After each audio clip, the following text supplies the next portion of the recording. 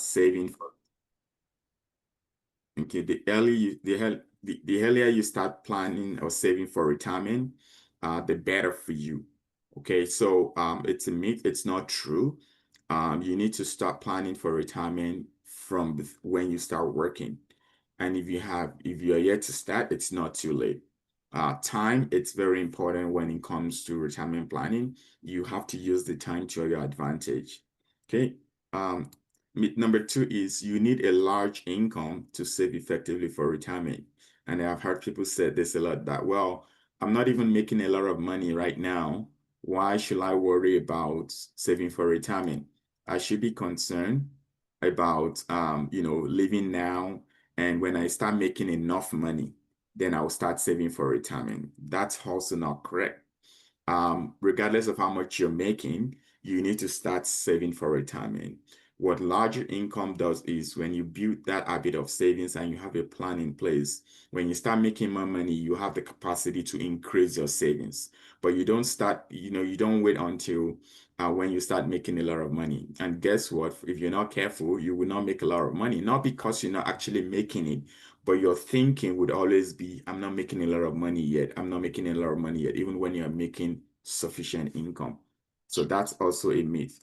Now, as we continue, if you do have questions, always, you can drop your questions in the comment, or you can also wait to the end and we would have opportunity to answer questions. Okay, myth 3, you would be able to retire comfortably on government benefits alone. I hear this a lot as well. So, well, we're in Canada. You don't have to worry. The government will take care of you when you retire. There is CPP, there is OAS, there is GIS, and we're going to talk about some of those, plans. So you say, yeah, you don't need to think about it. It's been taken care of by the government. When you collect your pension, you'll be fine. That is not true. That is not true. If the number does not support that, and we would see what that number looks like, you cannot retire comfortably on government benefits alone. Now, there's a caveat to that. By mom. So you can meet your. Yeah, thank you. There's a caveat to that. That's, depending on what you're thinking about, what you plan to do. But on average, for most people, you cannot retire comfortably on government benefits. If your only source of requirement is our government benefits, you would have to reduce your standard of living significantly in order for you to retire comfortably. Number 4, most Canadians have a clear retirement plan and they know when they will retire. That is not true. It's actually the opposite. Most Canadians kind of submit their retirement plan to chance. Most of them don't have a plan in place. Most of them don't know how much they need to retire. Most of them cannot say comfortably when they would retire. And according to the Canadian Institute of Actuaries, 40% of non-retired Canadians don't know. 40% don't know. And 14% don't expect to retire at all, meaning that 14% feel like I have to work to the end of till I die. They don't know when they can retire because there's no path to retirement. So these are all myths. So you need to have a plan. You need to have a plan, and in your plan, you need to have an idea of how much would I need to retire? What kind of lifestyle do I want to maintain in retirement? How much do I need to save up? How much income would I require? What will be the source of the income when I retire? And last myth is you haven't saved much by the time. If you haven't saved much by the time you're nearing retirement, it is too late to make a difference. That is not true. If you're in a situation where you think time is not on your side anymore and you haven't saved much, don't give up. You can still make up. So if you haven't saved much by the time if you could please mute if you're joining in, yeah, just ensure you're on mute.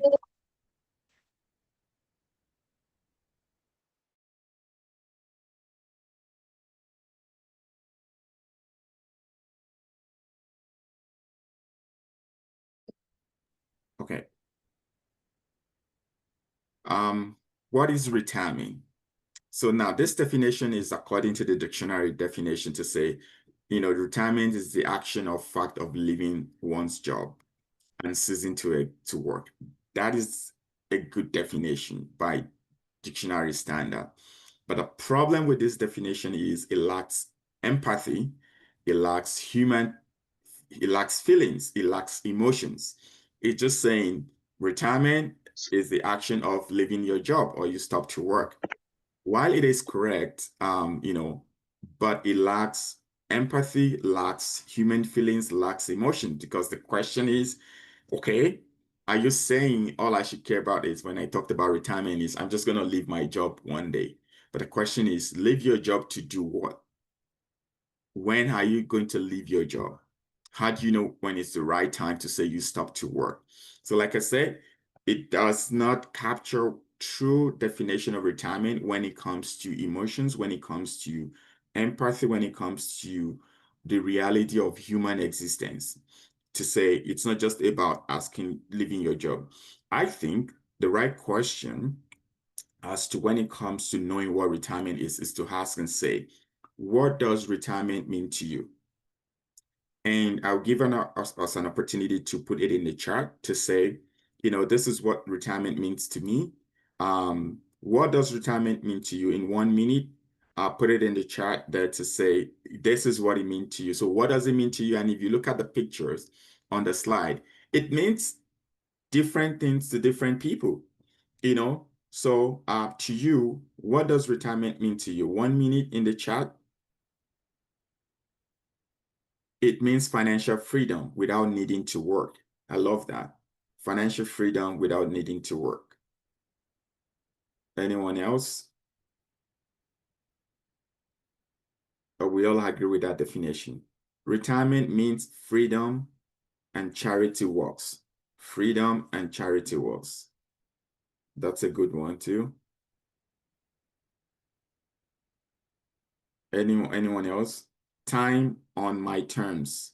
Time on my terms.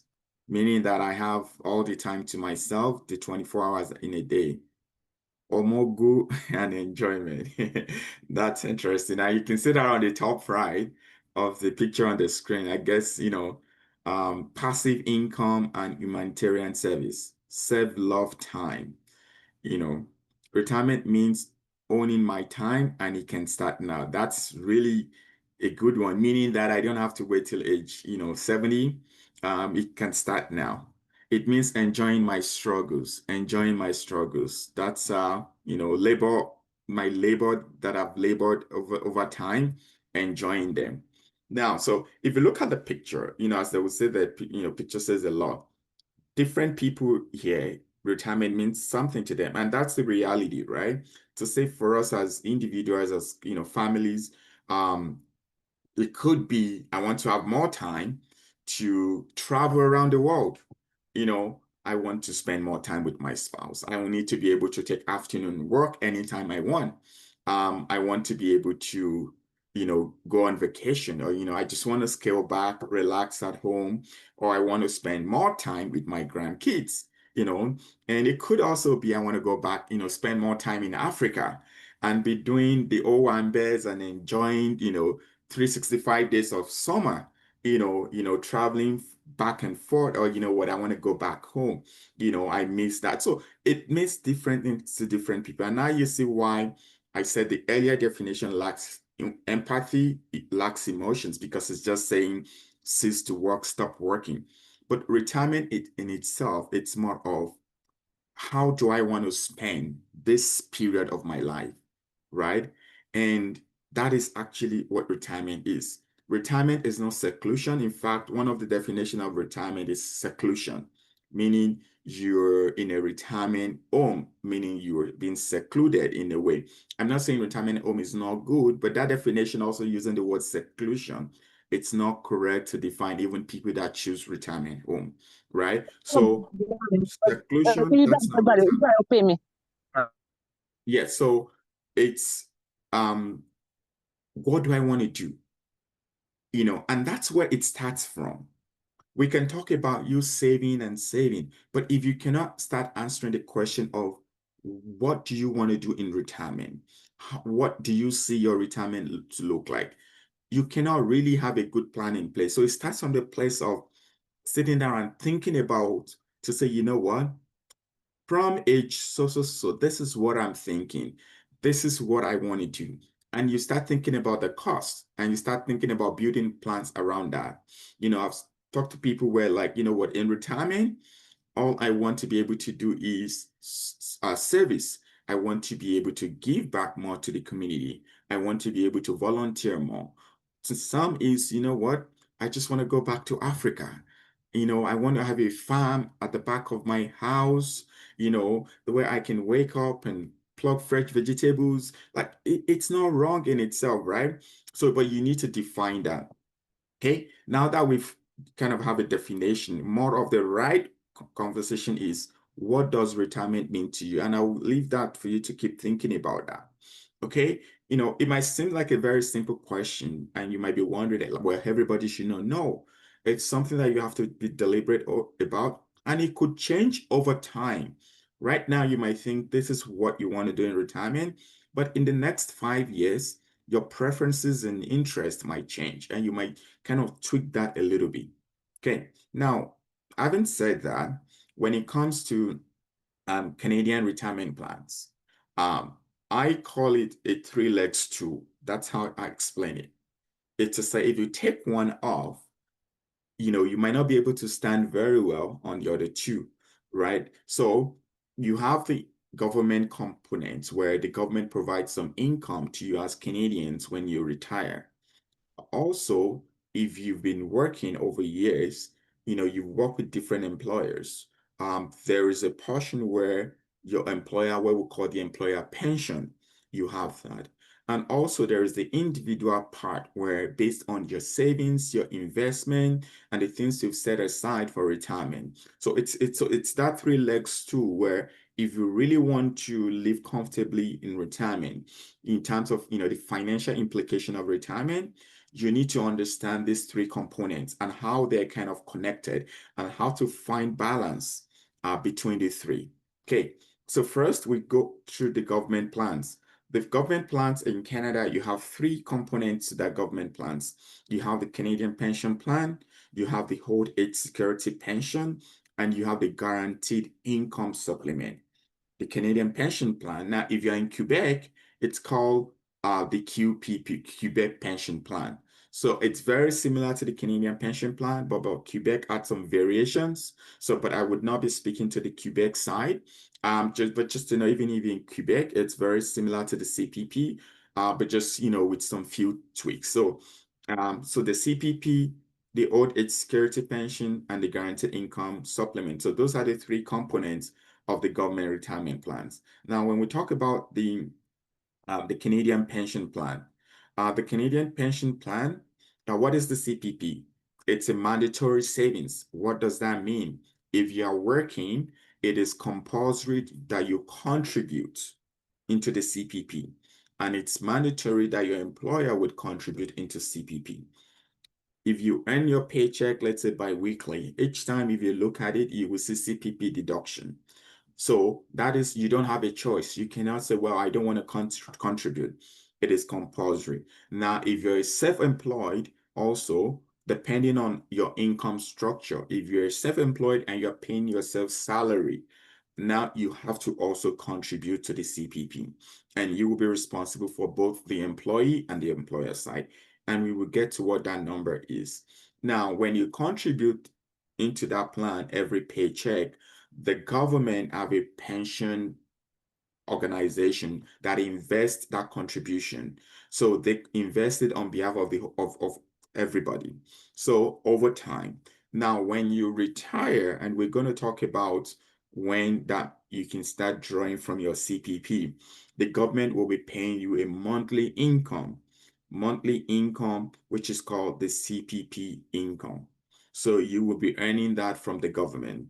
Now, the amount you earn depends on multiple factors. It depends on how much you've contributed into the CPP, how long you've been contributing into the CPP.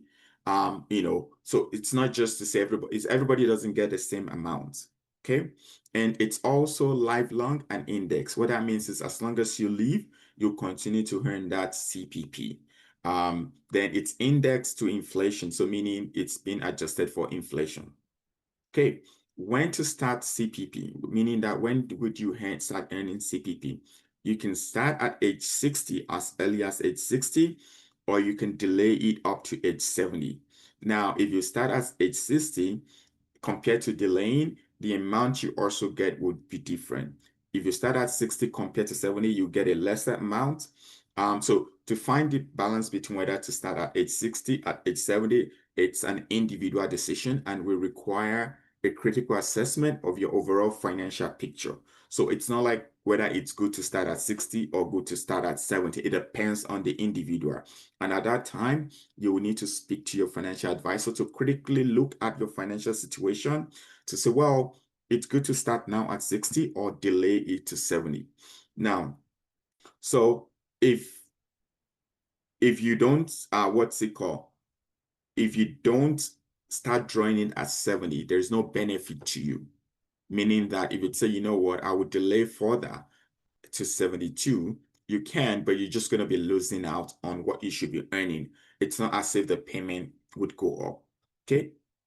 Now, when it comes to contribution, like I mentioned, if you're working, your employer would be responsible to pay part of the pension. You also will be responsible to contribute into the CPP. And that's why you'll see on your paycheck, there will be CPP deduction. Now, the maximum amount you can contribute. So the ratio is 5.95%, meaning that for every of your paycheck, based on your contribution amount and your salary, there's a 5.95% that gets deducted and it's being contributed into CPP.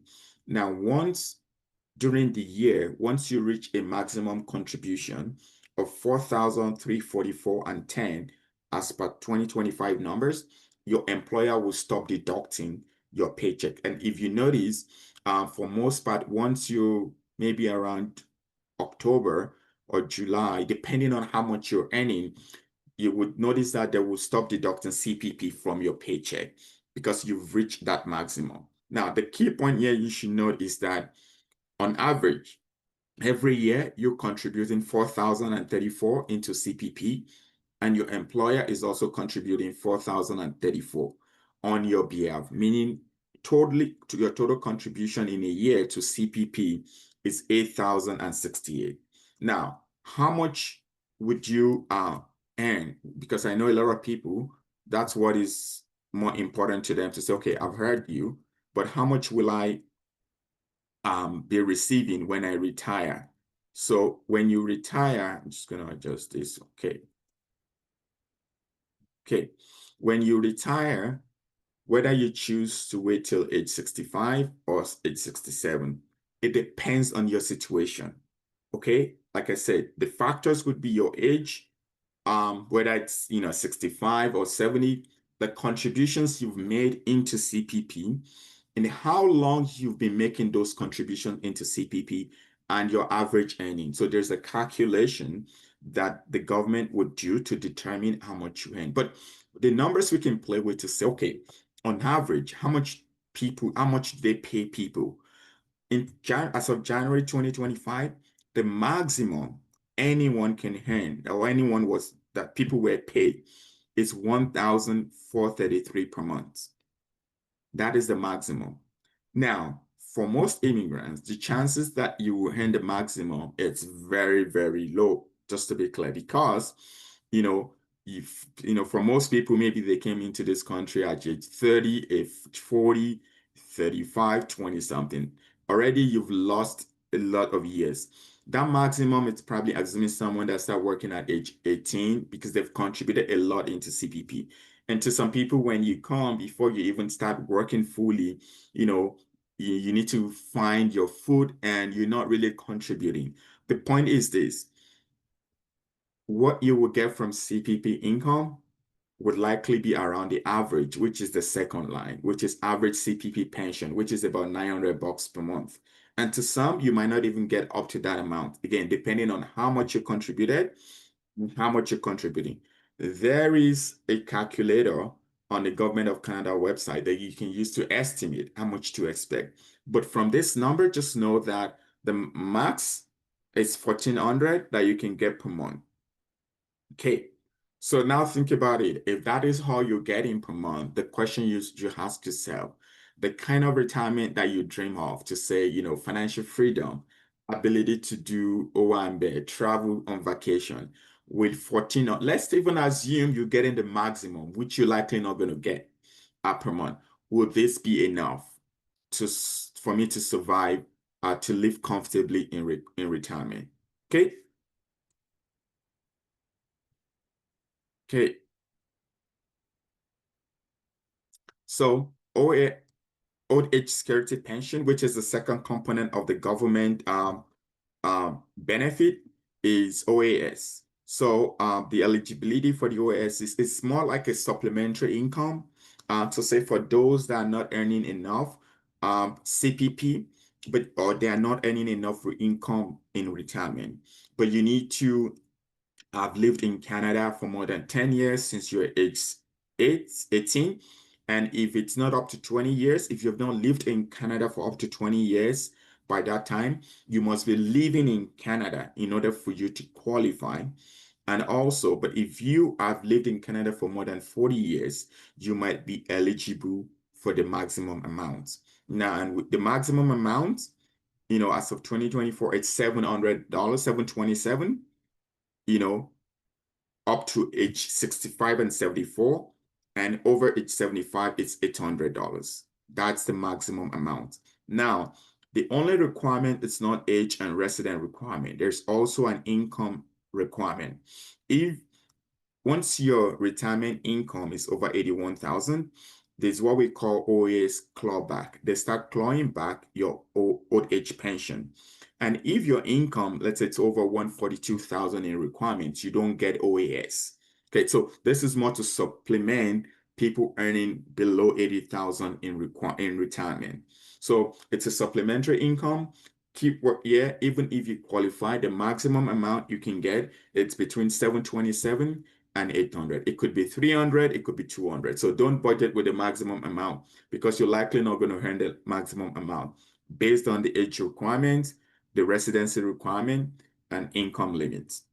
Okay, for purpose of time, I'm going to move faster on this one so we can touch on other stuff. The GIS is to support, it's the third component of the government benefits to support low-income seniors. So your income has to be very low before you can qualify for the GIS. So your income needs to be below, for example, if you are single, or widowed or divorced, your income needs to be below 22,000 in requirement. So you can see the threshold is really low. So for couple who are not earning OAS, it's going to be 52,000. So joint, so meaning basically about 25,000 each. So it's your income needs to be very low in order for you to be able to qualify for GIS. And the maximum amount, so let's say your income in retirement is 22,000, and you're single, you could earn additional 1,000. But this is basically for low income earners in retirement. But the benefit is there. But just to let you know, is that it's not like you maximize your CPP, maximize your OAS, and maximize GIS. No, chances are for people, when you earn a lot on CPP side, you will not be qualified for OAS and GIS. Chances are, if you earn lower in CPP, you might be qualified for one or the two. But these are for low income earners in retirement. Okay. Now, there are also the second component that I mentioned is the workplace, which is the second leg of your retirement plans. For your workplace, your employer, you have what we call defined benefit plans, and you have the defined contribution plan, which, for the defined benefit plan is usually referred to as, oh, my employer's pension, right? People would say, I have a pension. So employers try to support their employees and make that job to be as a form of incentive to say, we're going to give you pension when you work with us. Now, the rule for that depends on the employer. Some of them would say, from day one, you're qualified. Some might say you have to work for 6 months. Some might be 3 months. And the contribution differs. Some would say, you contribute X amount we would match your contribution amounts. Now, this is there. Now, the two key things I need you to take away from this is number one is it depends on your employer, meaning that how much they contribute depends on their, what they're offering you. What you will be qualified for depends on what they're offering you. And also in retirement, the amount you earn as retirement income for defined benefit plans depends on many factors. Depends on how long you worked with that employer. Depends on how much you were earning with that employer. Now, from my own observation, and I know there are factors to it because most immigrants, when you come to Canada, we take the first job, it might not be for us. We move to another job, it might not be for us, until we find our foot in a job that we would like. And sometimes because, also we want to make more money, we move from one employer to another. Most part, we don't have that long tenured employer in the sense that we don't work so long with one employer. So this might be to our disadvantage. There are some plans that would allow you to transfer those number of years to another employer if the plan administrator are the same. So it's something you might want to think about when you want to take a new job, to ask whether you can transfer your existing pension plan to the employer you want to take the new job from. Maybe that would help. But just know that defined benefit relates to how long you work with that employer. That would, on how much you earn with that employer. People that work so long with an employer tends to earn more with defined benefits plan. Now, the DC plan, which is defined contribution. It's similar. Some employer would offer you both. Some of them will offer you the pension, as it would be called, and they will tell you they also have matching group RSP, for example. You would hear something like employer RSP, or I have an RSP with my employer. Some would offer you stock benefits in case if it's a public listed company, right? So, but this is more of, some of them will match it as well. So this is more of an investment. If you leave that employer, you can transfer this investment depending on how it's structured. Some of them you can transfer it to your personal RSP. Some of them you can transfer it to a locked retirement plan. It depends. So, but the key difference between defined contribution plan and defined benefit is under the defined benefit plan, when you retire, they pay you a retirement income every month based on how long you've worked with them and how much salary, what's your income over time. But for defined contribution, they don't pay you retirement income. You have an investment that you can take. So let's say over time you've contributed 50,000 into those plans, you will be able to move that 50,000 to your personal investment accounts. So that is the key difference. But yeah, for this, try and ensure you are maximizing your employer contribution. Some of them would say if you put $50, we will match it by another $25, or we'll match it by another $50. So ensure you are maximizing these benefits with your employer. Okay. Now, under the personal one here, so this is the third stool.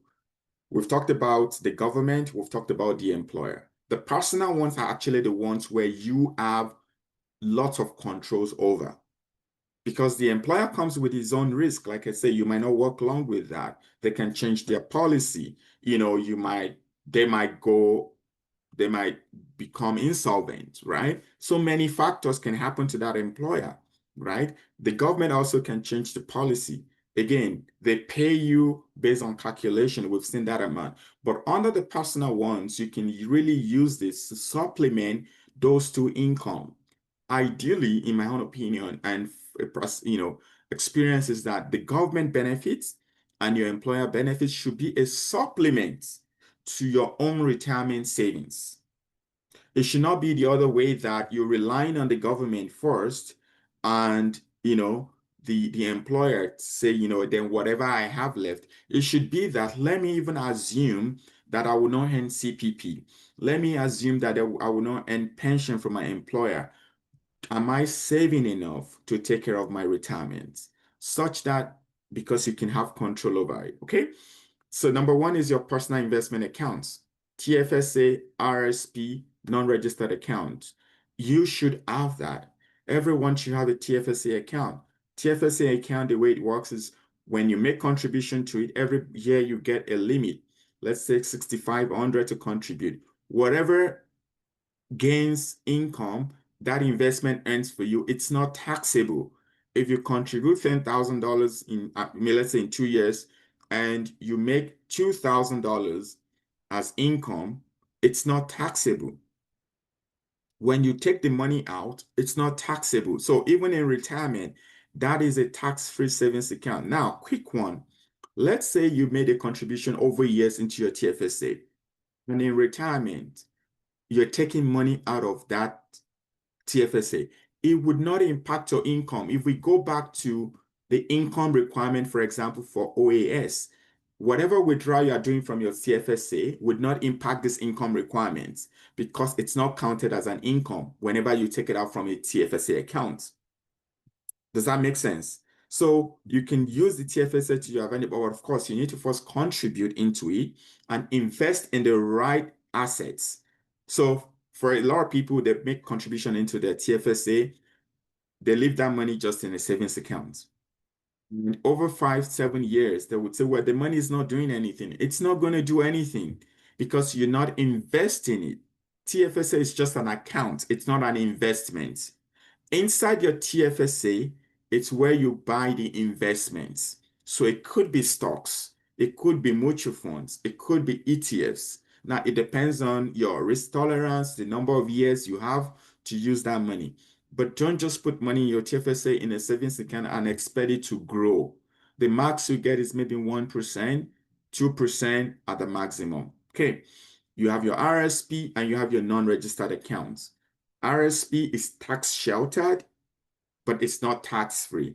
Meaning when you contribute into your RSP, first you get a tax return from the government for that contribution. Whatever gains that investment in RSP gets for you, you do not pay tax on it as long as it's inside RSP. But when you take the money out, it's added to your income and you pay income tax on it. So it's a little bit different from TFSA. Your non-registered account, that is, you put the money there, it grows. Whatever money you make from it, you pay tax on it. But when you take the money out, you don't pay tax on it. But when the income is being made, it's not tax sheltered. But when you take it out, there is no tax consequence and it's not added to your income. Okay, so those are three legs. We can have a different session on this to explain this more in detail and how to balance this and use them to your advantage. You can invest in real estate as part of your retirement savings plan. When I mean that, invest in real estate for long-term capital appreciation, for rental income, but that also you need to structure it very well from the beginning. You don't just pick a property. The things you look out for in an investment property is totally different from the things you look out for in your primary residence. Okay, so you need to structure that very well from the beginning. Business ownership, you can start a business, you can invest in a business, okay?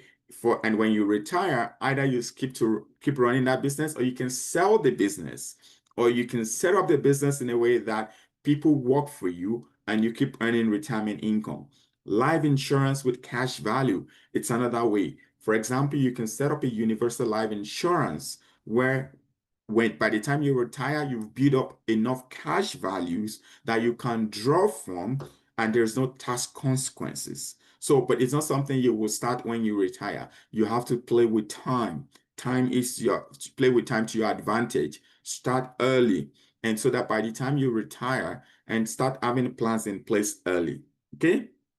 Now, as I've said, government-sponsored pensions, they are good foundation, but they are limited. You cannot survive.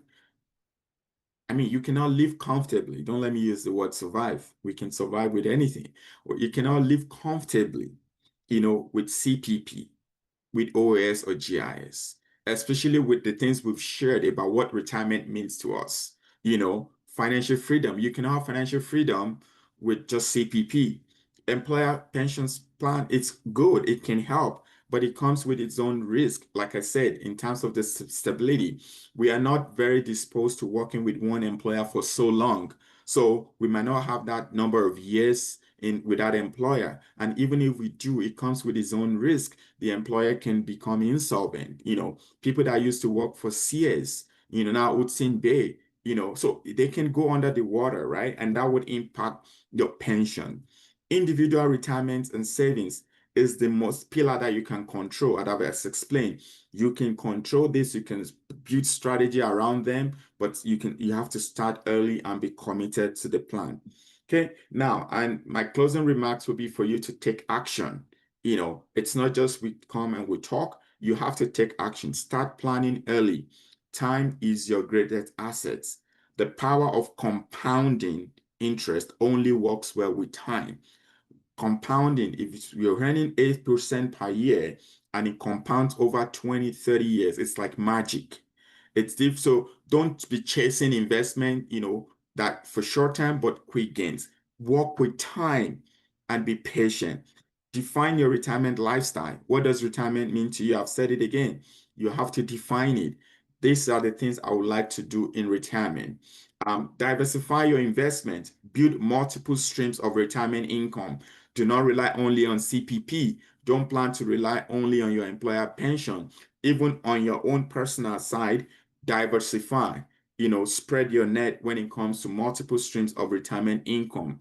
It's better to have, one small year, that adds up than to rely solely on one source of income. Stay informed. Monitor economic trends, pension regulations. When there are changes to CPP rule, ask question, how would that impact you? Read your employer contribution policy. A lot of times we don't even read it. When you ask people, they don't know. Read it. If you're not clear, go to HR, ask questions. Some of you, it's being managed by Manulife or Sun Life.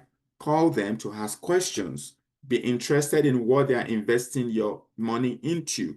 You might need to change your asset allocation. If you are not clear, speak to a financial advisor. If you are moving from one employer to another, understand how you want to treat your pension contribution with the old employer, whether you should move it when you are moving in, what you should invest it in. And first, work with a financial advisor. Most financial advice are free at your bank, independent financial advisors, consultant like myself. Work with them, ask questions. When you don't ask, some of the question you ask, they tell you, it just means you need to go and read more. But ask questions, have a plan in place, and the goal here is for you to have enough financial resources to support that retirement lifestyle that you envision. So I'll stop here for questions. Yeah, so we have a lot of questions in the chat. Okay. But I forgot to ask, do you mind introducing your background to us? Like what kind of, so we can know your financial expertise level. Like what do you do? Are you Okay. working in the bank So, or? yeah, in terms of financial background, I've been in financial services for over a decade, Oh, supporting individuals and families. I help people to gain financial clarity and also to help them to structure their portfolio. For accreditation, I'm a chartered financial analyst. I'm also a registered retirement consultant, and I'm a financial planner. And also, I'm a licensed life and accident insurance advisor. So I do that. Then also I do have experience in general in the finance sector as to other aspect of finance that doesn't even relate to personal finance, like financial risk management and treasury management. For experience, I've worked with RBC Wealth Management. Work with net worth individuals to build their portfolio. Yeah, and yeah, that's me. thank you so much. Thank you. That's a good one. So we'll just run through the questions in the chat. Someone said, for people who are casuals at work, do they also get the CPP deductions mandatorily, or the CPP is only mandatory for full-time workers? They do get a CPP if you're an employee. If you're an employee, Mhm. you get a CPP deduction. Yes. Okay, as long as you are employed. Okay. Yes. And if you're self-employed, like I said, Mm. so because for self-employed, you